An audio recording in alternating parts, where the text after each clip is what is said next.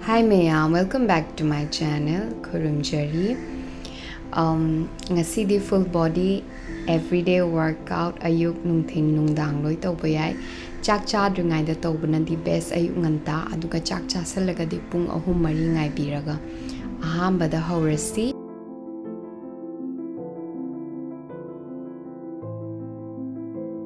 Sigi lengjum siga in line chap manana. Let me naba in line, toes facing forward. Could say interlock toraga mathakta sang na chinkhat pirani. Stretch, hold 1, 2, 3, 4, 5, and 6. Aduga yet rom da chingthok piro sang na amuk aduga sor sang na hunjalo. Inhale 1, exhale, inhale 2, exhale, inhale 3, exhale, haigaloo amuk oirom da haidapiro sangna shor hon bakau bigano. Inhale 1, exhale 2, inhale 3, exhale, inhale, and come up. Adui matungda sangna chingtho akanda akoigi mathak rom da haidarani haidabiro ai nakanda onthok jage koigi khongse tingna thamba yamna darka tai khu kon da bida ngasai gi hamstring do chingthokna ba sor honjello hondok piro amuk haigala aga amuka tausi si se khu kon da bida. Inhaling reach up, exhaling drop down. Duga sor sang na holo. Weight forward. Akoigi laibok to khu da thengdraga di kemta kaide ko dum tapna thengakani. Opening of the hamstring si se kwang na ba khot pa yam phai kwang kon da bida kwang tingaga reach out, stretch up. Adui matungda khong se khatang phaktok piro koigi ngasai gi khong yam close oramado khatang phaktok piro khut amuk thangat piro aduga flat back. Khwang nabagi phanaba sigi akoigi khwang se flat back oina thamba se khara practice khara changi adu mayam try tobiyo. Sigi spine se chap tingna laina ba aduga inhale coming up. Adu matungda counter pose maningda stretch tok piro shor honjalaga hondopiba. Adu matungda amuk akoy mamang lengjum se roll back tawbiro khara. Si matungda ngak se stretch tawthokpiro yet rom da relax tawringai da. Deep inhaling, exhaling, deep inhaling and exhaling. Other side. Inhale deeply, exhale out. Lengjum do yam lengbi ganuko. Adi matungda kok se makhada haidaraga cervical region se stretch tawpa mathakta muyeng khat piro stretch tawthok piro phasana. Sor sang no hunjalo. Exhale center. Look to your right, inhale. Look to your left, exhale. Sor hunjalo hondok piro. Sor amuk hunjalo hondok piro. Sor hondok pa matamda puk chichan gadaba sor honjan mamatamda puk kang thok gadaba. Roll your shoulders back, then hands out and look circle 1, 2, 3, 4, 5, 6 and reverse 1, 2, 3, 4, 5, 6. Kunamdo flex oina thambiyo. Inhale up, exhale drop. Inhale, exhale, inhale, exhale, inhale, exhale, inhale, exhale. Maning da haigat piro, shoulders chingthok piro. Si se akoigi nangan kon ba khot pa laiba yamna kanna yam phai ko. Inhale, relax. Sor sang na honjalaga hondok piro mo. Ati matungda akoi mathak ki body loikre husik. Hip joint the laani ko side stretch. Hip lakdringai the obliques. Aigi khong do chap tingna lairido adu matungda khutse maningda haidaraga triangle pose si se khwang na ba khotpa office ta kuina phammagadi sigi stretching se khara tawbiba yamna kanai di matungda amuk atopa side amuk haidarao aduga stretch tawthokpiro si se angang ahan loi tawbiya ko sigi exercise and hapachare se inhale deeply exhale out inhale deep exhale out come back loire di matungda mo khogi hip se mo open tawbirasi ko khogi sigi phaigan se swaina phamdaba matamda khu se over the toe laktaba khu sina khogi khongdon matonda hena chatpa yadi ko it should be 90 degree in line with the toes down plie up sise khogi karangda phajanba adagi quadriceps su kalalli loinamak phahalli ko sise phamda biro haigat biro adi matungda makha phamdarga stretch tokthokpiba spine se yam nungai bani sise isa loinamak chingthokpani ko sise ai nungti jagi tauchai aina dum sangba matamda adi matungda next da akoigi hamstring do deeply stretch tokthoksikko khong nam do kolani yet ki khong do chingthokpiraga mathak rom da haidaraga ngak leibi khut se makha da thengba ngamagadi thengbiro thengba ngamdragadi kemta kaide ko adum leibi basida ngak sor sang na holaga aduga khong ani se chap tingaga amok stretch tokthokpiro sor honba kaubi ganu inhale deeply exhale out haikala ani adi matungda topa side amuk tawbirasi inhale exhale and stretch down sor sang na honbiro inhale deeply exhale out inhale deeply exhale out stretch yourself out completely hamstring open tawdo yamna kanai koi khu na ba phaigan na ba khwang na ba se mari loi samnai ko aduna sigi stretch se tawragadi yamna kanai andui matungda hose releve up calf muscle se katang strength kalan ba strengthening tawan ba do inhale take it up exhale drop down inhale exhale drop sor sang hon ba ko bigana huse makha da phambiro floor workout sida diamond pose da phambiraga khung se flap to be butterfly nga aduga close manung da push hanbiraga perineum maya da pusallaga khong se amo butterfly to be ba si se koi nu pi oi bi koi nu pa loina kane ko hip tight oragati si ki workout se gym chat pa mi sum to be ai stretching ke ka tawninga kadi deep stretch adi matungda ngasai ki diamond pose da phambire hare matungda forward bend to be rasi got diamond pose inhale take it up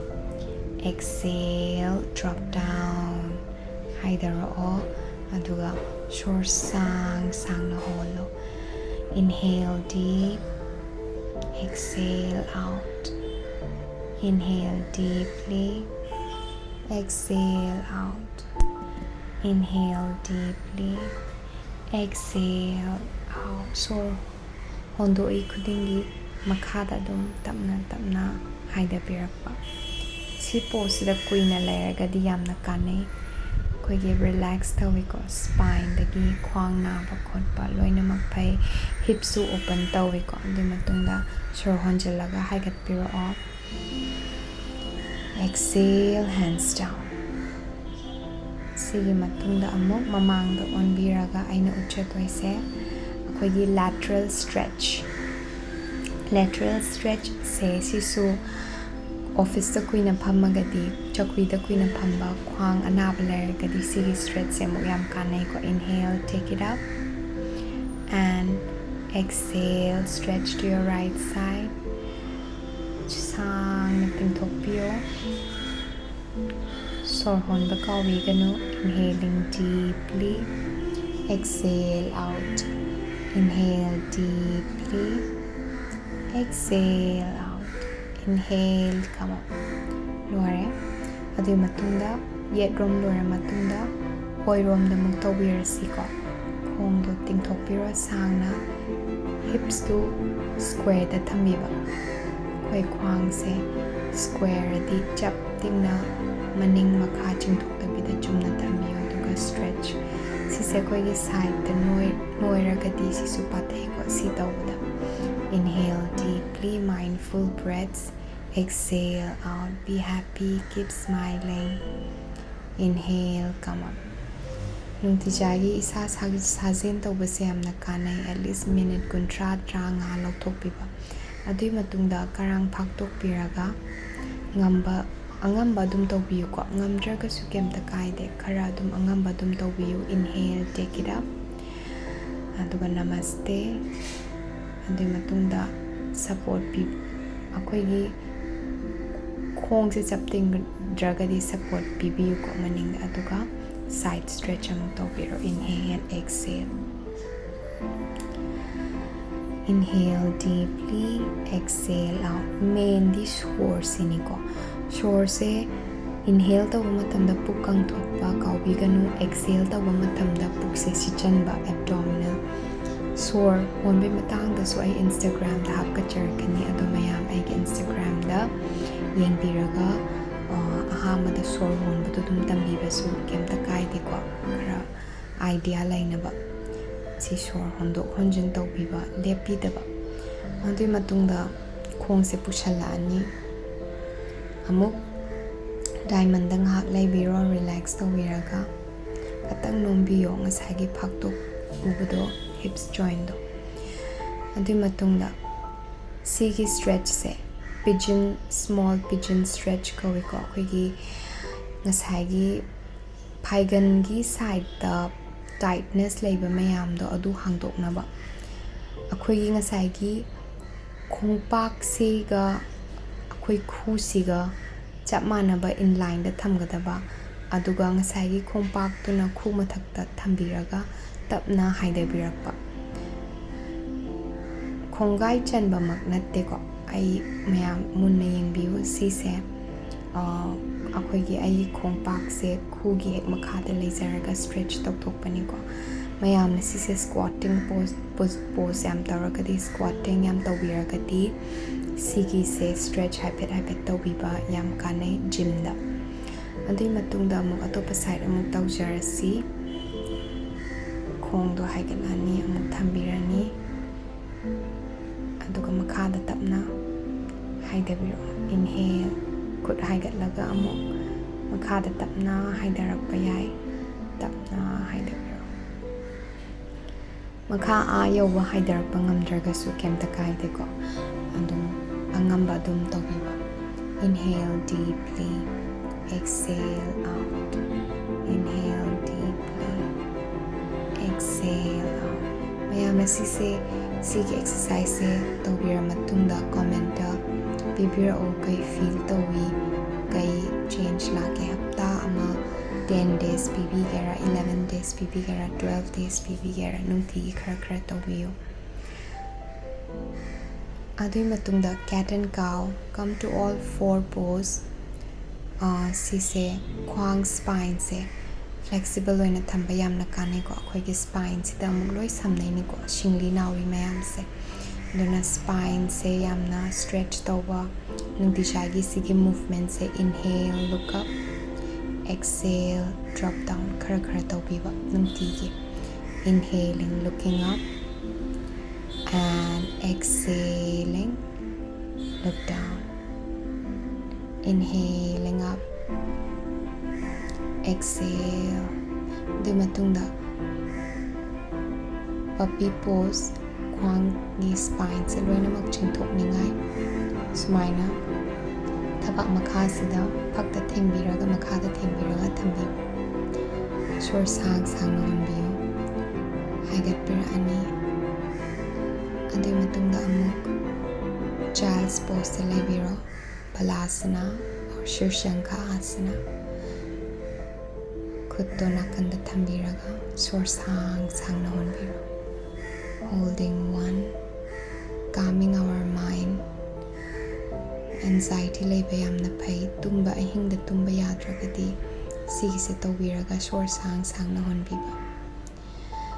ꯑꯗꯨꯒꯤ ꯃꯇꯨꯡꯗ ꯑꯩꯈꯣꯏꯒꯤ ꯄ꯭ꯂꯦꯡꯛ ꯇꯧꯕꯁꯦ ꯏꯁꯥ ꯂꯣꯏꯅꯃꯛ ꯀꯜꯍꯜꯂꯤꯀꯣ. ꯁꯣꯜꯗꯔꯁ ꯑꯗꯨꯒ ꯏꯁꯥꯁꯦ ꯂꯤꯟꯁꯨ ꯑꯣꯏꯍꯜꯂꯤ. shoulder to elbows in line. ꯁꯤꯁꯦ ꯑꯩꯅ Instagramꯗꯁꯨ ꯅꯤꯌꯣꯝ ꯆꯨꯝꯅ ꯇꯧꯅꯕ ꯇꯥꯛꯆꯈ꯭ꯔꯕꯅꯦ, ꯃꯌꯥꯝ ꯌꯦꯡꯕꯤꯌꯨ. ꯑꯗꯨꯒ ꯁꯤꯗ holding 1, 2, 3, 4, 5, 6, 7, 8, 9, 10. Holding 1, 2, 3. Side to side. ꯑꯃꯨꯛ ꯈ꯭ꯋꯥꯡ ꯆꯦꯡꯁꯟꯅꯕꯒꯤꯗꯃꯛꯇ ꯁꯤꯒꯤ side to side say twist ꯇꯧꯕꯤꯕ. Contract your tummy. ꯈ꯭ꯋꯥꯡ ꯊꯨꯅ ꯆꯦꯡꯁꯟꯅꯤꯡꯉꯒꯗꯤ ꯁꯤꯁꯦ ꯈꯔ ꯅꯨꯡꯇꯤꯒꯤ ꯇꯧꯕꯤꯔꯒꯗꯤ result ꯊꯨꯅ ꯐꯪꯒꯅꯤ. Side inhale, exhale. ꯑꯗꯨꯒꯤ ꯃꯇꯨꯡꯗ ꯑꯃꯨꯛ child's pose ꯂꯥꯛꯄꯤꯔꯒ relax ꯇꯧꯕꯤꯔꯣ. ꯁꯣꯔ ꯁꯥꯡꯅ ꯍꯣꯟꯕꯤꯔꯒ inhaling and exhaling. Inhale deeply. Exhale. ꯃꯌꯥꯝꯅ ꯖꯤꯝ ꯆꯠꯅꯤꯡꯗ꯭ꯔꯒꯁꯨ home workoutꯅꯤꯀꯣ. ꯑꯩꯗꯤ ꯌꯨꯝꯗ ꯑꯗꯨꯝ workout ꯇꯧꯖꯩ. ꯉꯁꯤꯐꯥꯎ ꯑꯩ ꯖꯤꯝꯗ ꯆꯠꯆꯗꯦ. ꯍꯧꯖꯤꯛ abdominal breathing ꯈꯔ ꯇꯧꯁꯤꯀꯣ. ꯌꯦꯠꯀꯤ ꯈꯨꯠꯇꯨꯅ ꯈꯣꯏꯗꯧꯗ ꯊꯝꯕꯤꯔꯒ ꯑꯣꯏꯒꯤ ꯈꯨꯠꯇꯨꯅ ꯊꯕꯥꯛꯇ ꯊꯝꯕꯤꯔꯒ inhaling and exhale. Inhale ꯇꯧꯕ ꯃꯇꯝꯗ ꯄꯨꯛꯁꯦ ꯀꯪꯊꯣꯛꯄ. Exhale ꯇꯧꯕ ꯃꯇꯝꯗ ꯄꯨꯛꯁꯦ ꯁꯤꯠꯆꯟꯕ. ꯑꯗꯨꯒꯤ ꯅꯤꯌꯣꯝ ꯆꯨꯝꯅꯅꯤꯀꯣ ꯇꯧꯕꯤꯗꯣꯏꯁꯦ. Inhaling deeply. Exhale out. Inhale 1, 2, 3, 4. Exhale 1, 2, 3, 4, 5. Inhale 1, 2, 3, 4.